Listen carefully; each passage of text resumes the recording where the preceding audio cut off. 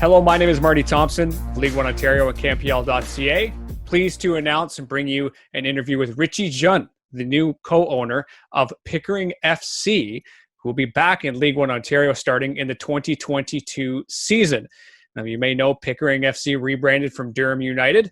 Durham, former champions of the women's division in this league, has been a fantastic club over the many seasons here in League One Ontario, but they will be back under the tutelage of Richie Jun and his ownership group. We talked to Richie in this interview, as you've already seen. He owns Kettering Town in England. They're actually competing in the FA Cup. He was fortunate enough to give us some time in between a replay in the qualifying rounds there to talk about why Pickering, why Canada at this time. I think you know the answer to that, and what the overall goals are for Pickering in League One Ontario from 2022 going forward. So my conversation with Richie, enjoy. We're now joined by Richie Jun. Richie, thank you so much for taking the time this morning. I know you've got a lot on your plate with Kettering Town, and we can talk about that as well. But let's talk about Pickering, from Kettering to Pickering. You may get a couple of those jokes, I'm sure. Why Pickering, why Canada, and why now for yourself? Well, Canada is part of a larger project that we embarked on. We have a USL team, so a USL 2 team in the States, in South Bend. Our whole ethos really is to try and build up pathways for us to be able to give people real opportunities to move through the game. So we obviously have Kettering, which is probably our marquee, I guess, the bigger club that people would be aware of. We also have a team in China. We have Shantou Lions, South Bend Lions, and then now Pickering is joining that stable. So why North America? I think just because the soccer, as you guys want to call it, is growing. It's growing there. Pickering particularly, like everything, it's all about the people. We spoke with the people there. They're very passionate about it. They've done an amazing job developing the youth system, the ladies team and the men's team, and it just resonated really with us that yes, from an area perspective, there's great opportunities to expand and to push on and grow the club, but the foundation was already there, and that's that is so much of the hard work and the legwork really being done for us, and that just made it very attractive for us, really. And then when you talk about the people going in there to Pickering FC, what really caught your eye and what really caught your attention with the club itself? Well, the passion. There is just so much belief. You've got Corrado in there, you've got Matt, you've got Dave. Those guys have just, they're infectious. When you hear them talk about the club and where the club could go, and they were excited about us coming. We were excited by them. So I know it sounds a bit like a love fest, but that really was it. There was just so much passion and desire existing in there that that you already, as I said before, I think all the legwork had already been done. So the opportunity for us to come in and hopefully build on that, that was just something we couldn't really pass up the opportunity. Very similar to South Bend in that respect, that there was a great set of soccer people around in South Bend, but there wasn't that infrastructure. There wasn't, we are still, I say, building that up, the 18s, the 21s. We're still putting those programs in place, whereas we're a tech-orientated business, right? So we rely heavily on tech.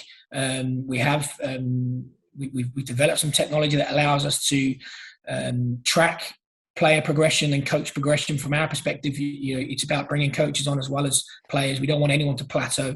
If a coach plateaus, then a player plateaus. So we've done some cool things with tech, which will allow us to identify across the whole group of clubs, up and coming players that we can then hopefully give them challenges moving from, whether it be Pickering, South Bend's, Shantou, Kettering. We want that ability to be able to move players and test players at the right levels to hopefully achieve goals for everybody.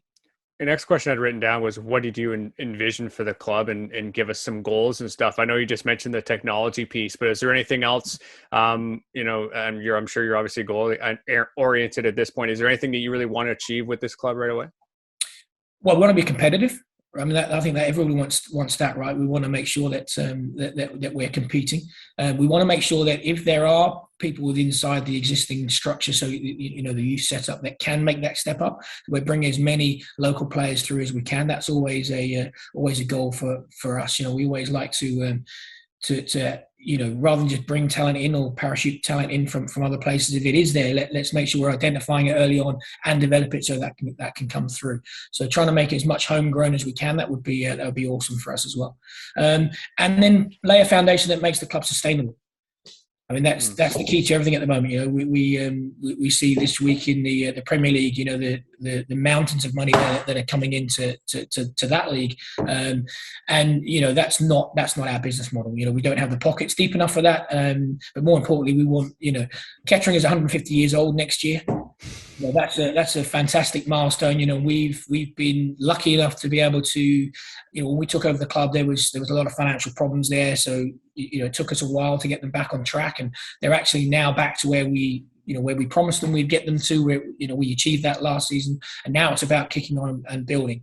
And we want the same for Pickering. We want to make sure that every opportunity we have is to benefit what we're trying to do and build that foundation so that the club knows that it's stable, it's growing in the right way, and it's hopefully producing talent that will go on and play for Canada. I don't think the community of Pickering is 150 years old. I'll have to check that. Oh, yeah. I don't think the community itself is. You just touched on Canada there, and I meant to ask you this before we hit record, frankly, but you're entering not only the Canadian market, but the Southern Ontario market specifically, after a week in which we've seen, Alphonso Davies isn't from Southern Ontario, but the majority of that Canadian men's national team is. What can you say about the talent that, frankly, we all know is in this part of the country and is in this part of the world, and why, I already see you nodding, why Pickering is important in that sense? Well, I think all grassroots clubs, from a youth perspective, are important. I don't specifically know why that area of Canada, if you eat your Wheaties more or you drink more milk when you're younger, but there does seem to be a higher percentage of players coming from that environment. And I think, from the top down, I think everybody has to, we want participation to grow. Mm-hmm. Right, that's the number one thing. The more people that play soccer, the more opportunity we have to produce great players.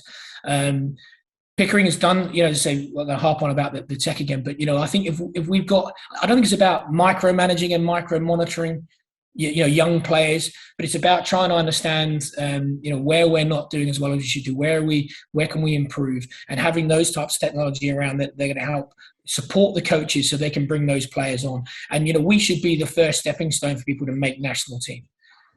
Right? We want people to, if they can shine with us, then CPL and then maybe even Premier League or wherever they want to go. But if we do the right things, we'll be successful, and the players that make us successful will then hopefully go on and have great careers. And that's really what we're after. And as you say, the area's proven that in the past. There's a huge number of players that have gone on to be successful. So we want to make sure that we are consistently producing. And what we've seen from the from the youth structure of Pickering, there's really good foundations there to build on.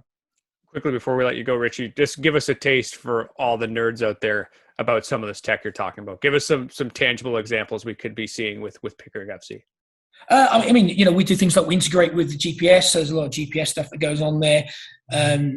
Not just because we're a British organisation or English organisation, we believe in what they call the four corner model. So it's not just about athleticism. It's not just about technique. It's about making sure that we're working with them so they have the right mind, they have the right social skills. So we try what we call the four corner model. We build on that. So we have an academy platform that allows us to develop that. The key thing being, whether it be UK orientated, South Bend orientated, Pickering orientated, we have a number of coaches now. So there's coaches within inside this infrastructure that will bounce off each other, and that's the key thing. Making sure that we're allowing coaches to grow, we're supporting the coaches, and we're giving them challenges so they can then go on and challenge players. And that's the key thing about the tech, making sure that when a coach needs something or when a player needs something, it's there at their fingertips and allowed to get that. So there's no stagnation. There's no, I've seen lots of sessions where kids are really, really good, they're well drilled and the session goes off absolutely smoothly. And to me, that means that they've done that drill too many times. Right, so a simple catch all from us is right. we monitor all of the sessions. We monitor what the coaches are doing in a positive way, not in a negative way. But when sessions become so smooth and so great that there's no problems, then we're not challenging the players, which means we're probably not challenging the coach. And that's the kind of area that we're trying to get to make sure that we don't have a system for system's sake. That there's reasons for us to do the things that we do. Exciting times for Pickering FC, rejoining League One Ontario for the 2022 season. Richie, thank you so much for the time, and good luck on Tuesday with Kettering. Oh, I hope so.